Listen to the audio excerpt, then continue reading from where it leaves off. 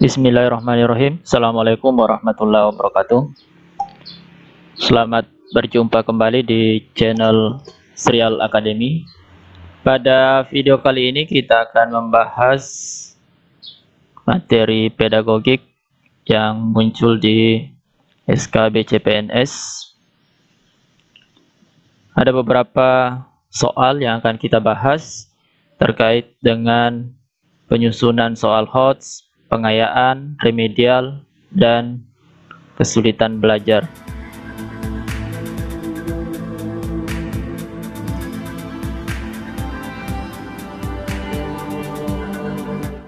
Oke, teman-teman, langsung kita lihat soal yang pertama.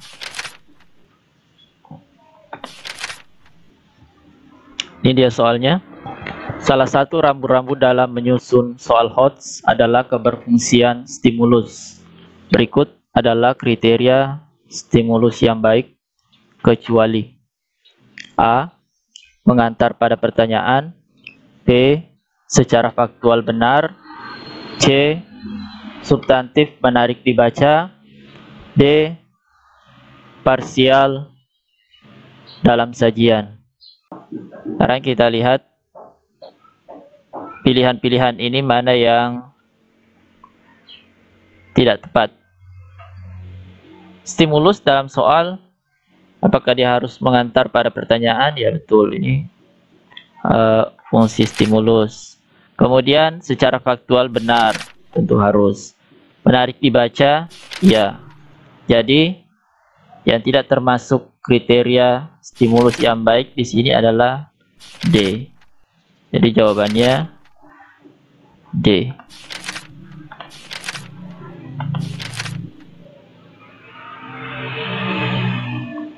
Oke, kita lanjut ke soal kedua.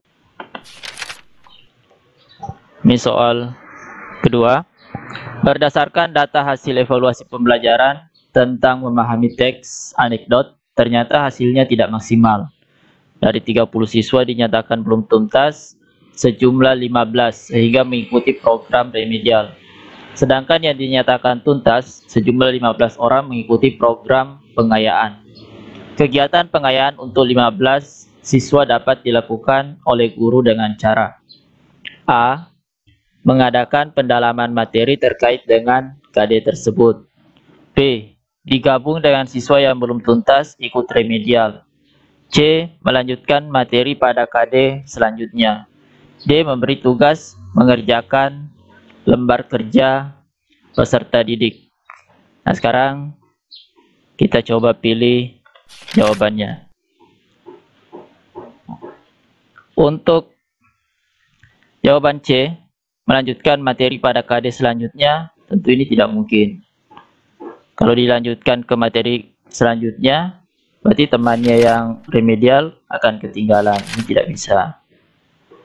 Tugas mengerjakan LKPD tentu tidak efektif kalau dia mengerjakan LKPD materi tersebut yang sudah dia ketahui atau sudah dia kerjakan sebelumnya. Digabung dengan siswa yang belum tuntas tentu juga tidak. Nah, dia sudah tuntas. Jadi jawaban yang tepat adalah mengadakan pendalaman materi terkait dengan KD tersebut. Jadi tetap di KD tersebut yang didalami jawabannya.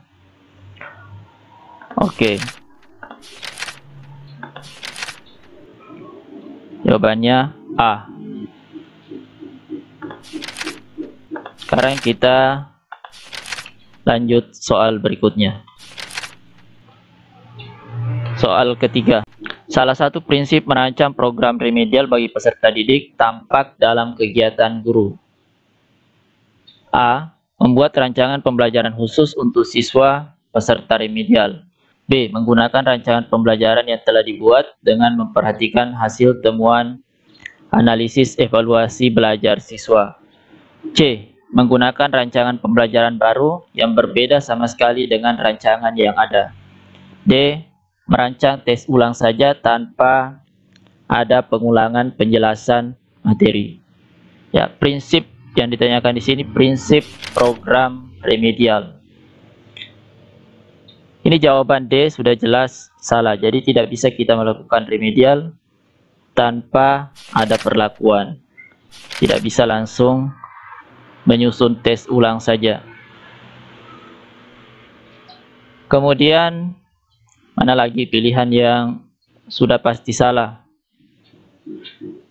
Nah, ini pembelajaran baru yang berbeda sama sekali.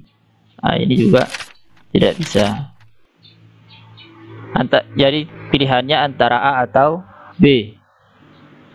Kalau A membuat rencana pembelajaran khusus peserta remedial, yang B menggunakan rancangan pembelajaran yang telah dibuat dengan memperhatikan hasil temuan. Nah, di sini yang membedakan pilihan A dengan B. Jadi pilihan B ini lebih lengkap. Jadi yang kita pilih adalah B. Oke. Jawabannya B ya. Ini dia soal berikutnya. Seorang peserta didik mampu mendengarkan informasi yang disampaikan oleh guru, tetapi pada saat ditanya ia tidak mengerti apa yang ia dengar. Peserta didik tersebut mengalami kesulitan atau gangguan belajar dalam hal titik-titik. A. Kesulitan akademis. B. Gangguan simbolik. C. Gangguan non-simbolik. D. Gangguan sosial. Jadi kita ketahui ada beberapa jenis kesulitan atau gangguan belajar pada peserta didik ya. Nah, sekarang kalau kondisinya seperti ini, dia mampu mendengarkan informasi, tapi ketika ditanya ia tidak mengerti atau tidak memahami apa yang dia dengarkan. Kira-kira itu termasuk gangguan apa? Kalau kesulitan akademis, ini jelas tidak termasuk. Kalau kesulitan akademis itu misalnya dia mengalami gangguan membaca, menulis, berhitung, nah itu kesulitan akademis. Gangguan sosial juga sudah tidak termasuk, ini jelas salah. Antara gangguan simbolik atau non-simbolik. Kalau non-simbolik itu ketidakmampuan siswa dalam mengenal kembali apa yang telah dipelajari. Itu non-simbolik. Jadi dia tidak mampu mengulang kembali atau mengenal kembali yang sudah dipelajari.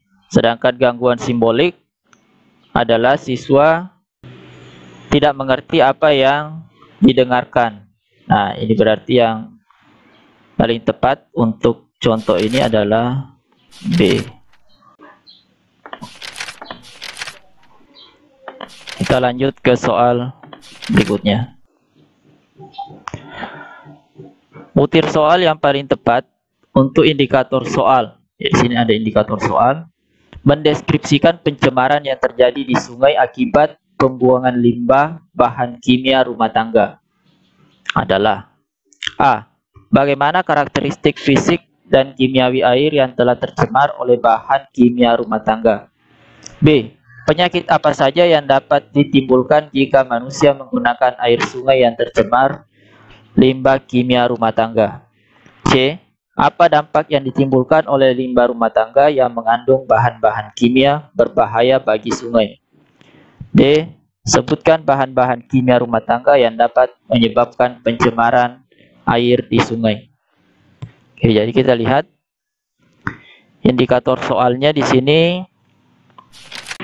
yang akan diukur ini mendeskripsikan.